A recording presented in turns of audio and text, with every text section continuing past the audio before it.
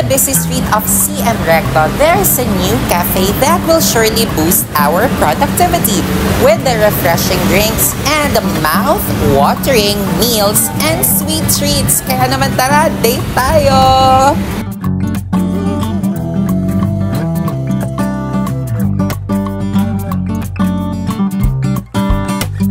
Tell us more about Cafe Herbasias. We are so fortunate dahil makakakaibigan po natin ang co-owners of this cafe, sina Miss C and Sir LG.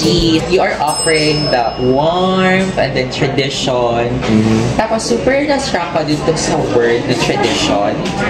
Because na-relate na siya sa idea na you are situated here in downtown Davao, like in CM Recto lang yun. So can you enlighten us about it? Bali, this is a family business, no? Came from Cebu. Okay. And my father was, nasa siya dito sa Davao. And when we got back here, he really needed to have a business kasi 10 kami magkapatid. Okay. Wow. So, hindi makasustain kung mag-work lang siya sa bank, no? Because my father was a banker. So, our first business talaga was the bakery. Yung Charlie's Bake Shop pa yung name. Yan, yung 7-Eleven dyan. Okay, and then, fast forward natin, multiple businesses na company, family businesses later. Gusto namin yung brother ko kasi si Chef Buboy. Passionate siya masyado about baking. Actually, she's a pastry chef now, no?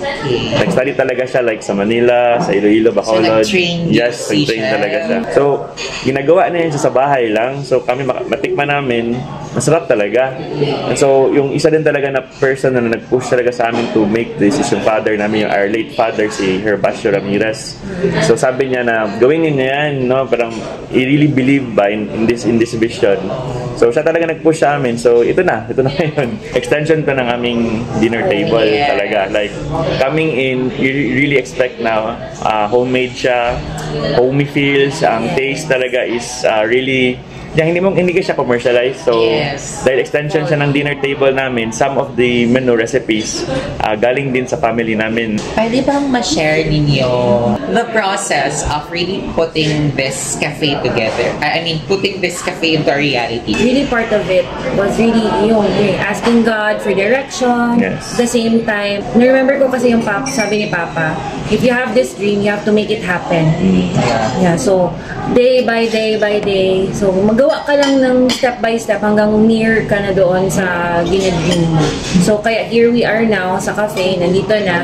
It wasn't easy kasi we really started last year pa. Also with the guidance then God, no? So for sure, it came to reality na. So you have that dream and then surrender to the Lord. Yes. In His perfect time, na-push through siya. So now we're here. Yes, ba? In fairness sa longganisa, very different siya. I mean, the presentation pa lang na hindi siya katong buo na longganisa na naanda na to. Yes. Medyo peppery siya, not too salty. Very new. Honestly, sa kumpanlasa. Fairness, the longganisa consistent ang iyahang flavor. Thank you. There are so many cafes, coffee shops here in Davao. Like every week, there's something new. In putting up this business, was there a consideration or naaba in mind during the business planning na, we should have like, dapat nice yun ang place, dapat Instagrammable yun si place para addoon dito sa mga tao? Or you did not focus on that aspect, instead naamoy niyo ang lahit nga strategy or way of really introducing your brand to the market? Very simple lang talaga yung plan namin, no? We wanted to highlight yung pastries ni Kuya Buboy. Pastries? Yeah, pastries talaga. So, when you coming here, expect that the main product talaga is yung bakery. Yung bakery siya, and then we position ourselves not as a coffee shop. Para maiba kami, positioning namin is bakery first, and then we also serve coffee, good coffee, and mga dishes, mga menu for food. So now, mag-start na tag-try sa mga pastries because you're really flexing it. So we'll start with, siguro sa plain na lang sa bazaar. When it comes to mga French na mga pastries, I think dun talaga na gusto ko kasi kay Buboy, para sa kanya daw, mas yung process of doing it, gusto niya ba? So medyo dyan siya na-focus talaga sa mga croissant, mga sourdough, mga So, focaccia. may lot of passion. Oo, talaga. Malasahan mo man, Ken. Exactly. Like, crispy on the outside. Pero, on the inside, light lang yung flavor. Pero siya yung sweetness, in fairness, which I appreciate. And then, ang preparation niyan, Ken. Yes. Diba, murag mo niya siya ang Yeah. sa croissant, the layers of So, yung layers niya, yun yung how many times pina-fold. Tapos, hindi siya hangin. Oo. Okay, can eat. Yeah, crunchy. Nadunggan pa ni mo. Correct. Crunchy on the outside, pero really the flavor. This Yes. is super plain lang. In fairness to this one, unsa ba niya siya? Unsang flavor? Almond. Almond croissant. Yes. Like, kinamutay na to diri guys. Okay. In fairness to the almond, like, naa siya different experience na ginahatag. Pero naagi hapon ang original flavor of the croissant. Kapag wala hindi overpower ang lasa sa original na croissant. And ang texture ni almond is naa siya. I mean, it adds to the excitement. Plus, sakto lang iyang sweetness. Siya filling sa center na very familiar ang taste from the bakery. Remember na mag-resemblance niya. This one chocolate. is the Pana chocolate. Same ang kanyang sourdough croissant, tapos ang feeling niya ang different yung flavor. So, di ba almond, this one is chocolate. in fairness, a very crispy good kaayo ang iyang gawas, guys. Like, one can really see it. Pero once na islice niyo siya, dili po siya mo flop. So, meaning, very consistent. Naman siya curtain ang layer on the inside. Even before we start rolling, you already mentioned na this is a God-given gift Yes, to you, to exactly. your family. Like, not all are really, siguro given the opportunity and privilege for their dreams to be really realized, like the way they visioned it. Yeah. So how important for entrepreneurs na more than really having a business plan, because I mean the technical side, you need to have a business plan. But in terms of we as entrepreneurs, sabaga the mind setting and really surrendering everything to the Lord. Like how important, I don't know if that's the right question pa ba? Like how important or how it helped you in this whole process of putting this business. Indeed, no. Makasabi talaga kami na this business, si God talaga nagbigay sa amin. Na-touch Yeah, because from the very start talaga, Ken, yung nag-place talaga ng desire para sa akin na mag-coffee is yung aming senior pastor sa Victory, no? Parang he introduced me to coffee. Kaya medyo naganahan ako ba na ganito pala ang coffee, about coffee. And then when it comes sa marketing team, we have a marketing arm, church members din sila, no? Mga Fernandezes. They were the one who really, yung lahat na makita mo dito, yung branding. Sila yan. So inputs of the church. Yeah. And then yung mabasa mo about sa portfolio namin, about sa mga scheduling namin, the lady sitting beside us, yan si Maria. Sa church din yan siya. Sa location din, Ken. Rapid sa Victory, diba? Pero may nag-share sila testimony, oh my God, ako ay super kaon lang po ko here. Go. Because in fairness to the Tagi pa rin mong cameraman.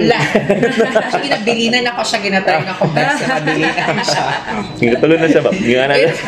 In fairness to the flavor of the croissant sa chocolate, I think medyo different siya than here kasi feeling na mas medyo plain siya. I mentioned na siya salty gamay para i-highlight si chocolate.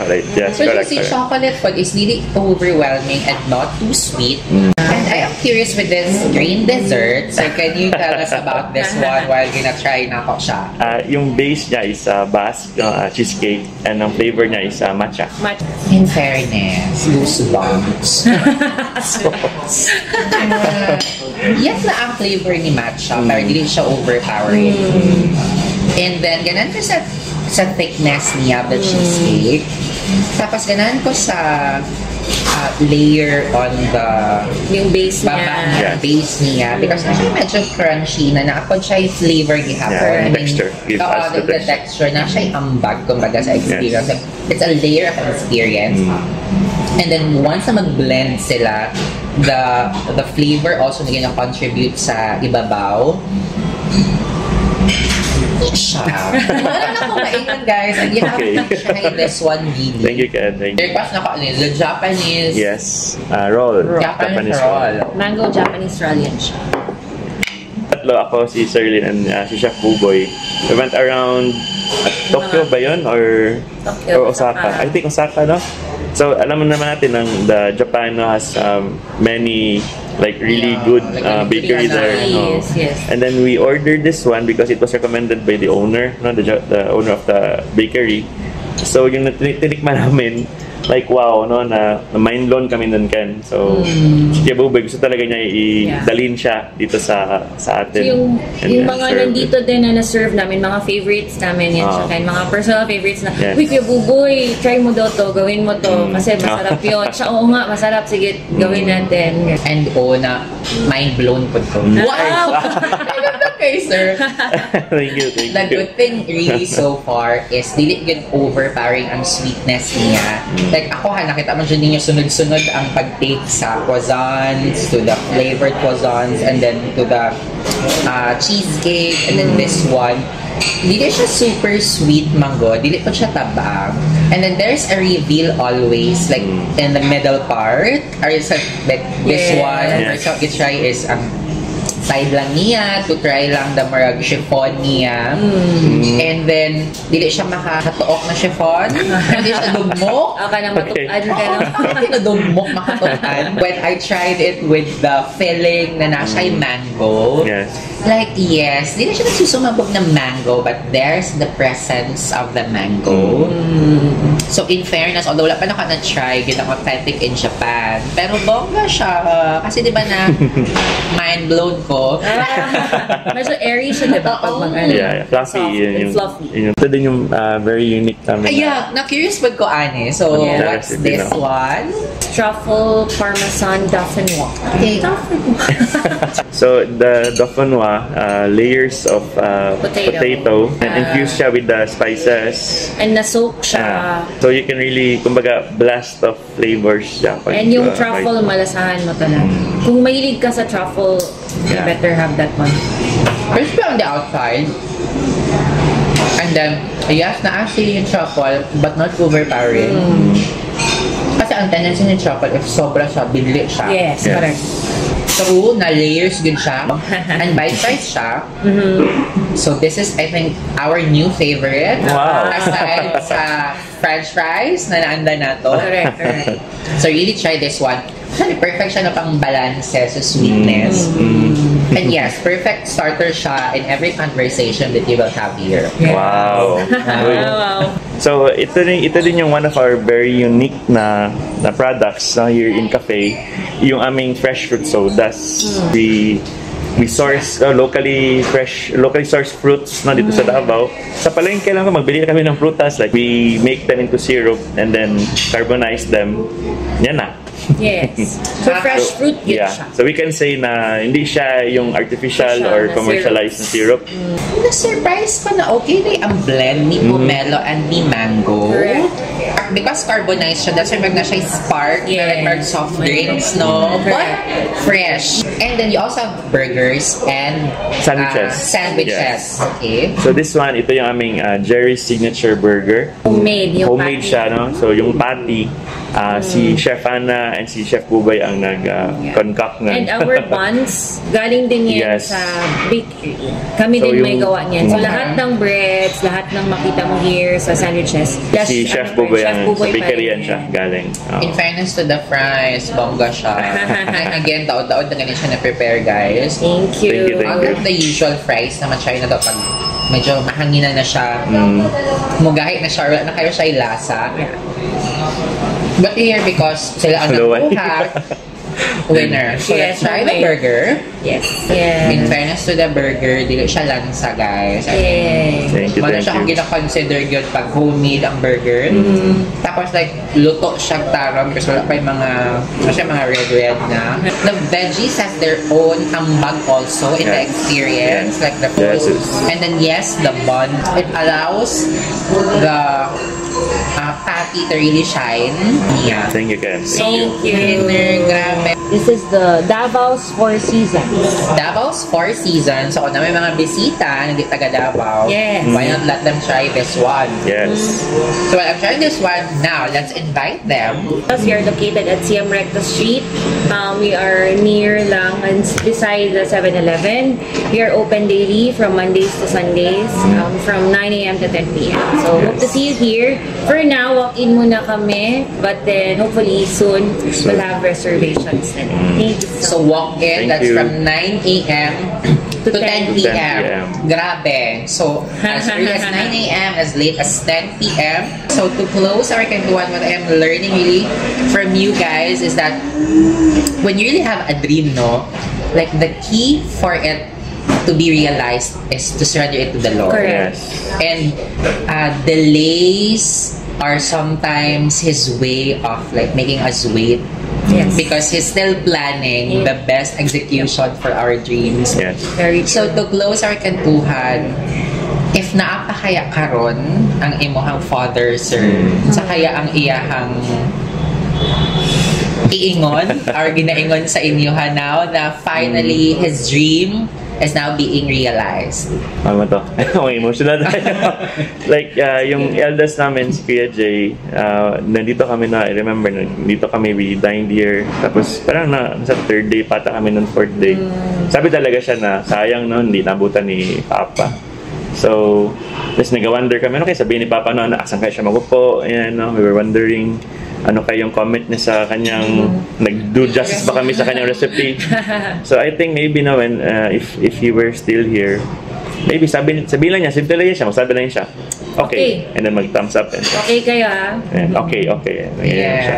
Yeah, so true. You really did a Napaiyak good. ako ni Ken. You really did a good job. Thank you, Because thank you. I think the foundation really of this cafe is the dreams, the respect to parents, the legacy, the passion, especially of Chef Buboy really, Correct. and the chefs, the captains na nasa kitchen really put up everything. Yes. So it's really a wonderful experience when you dine here because this is an extension of their table, of Yes. their family to everyone. So I hope you come and visit Cafe Herbasha to close this 5 years from now.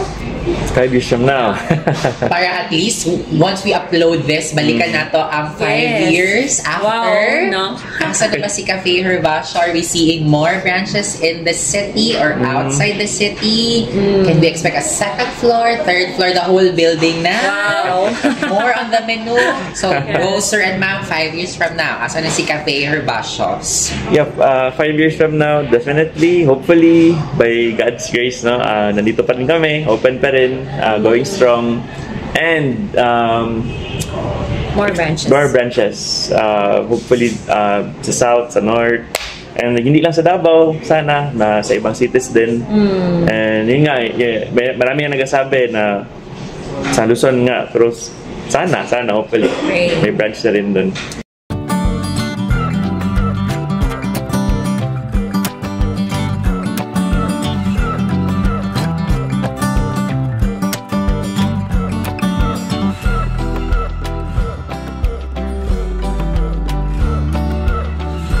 Love local! Support local.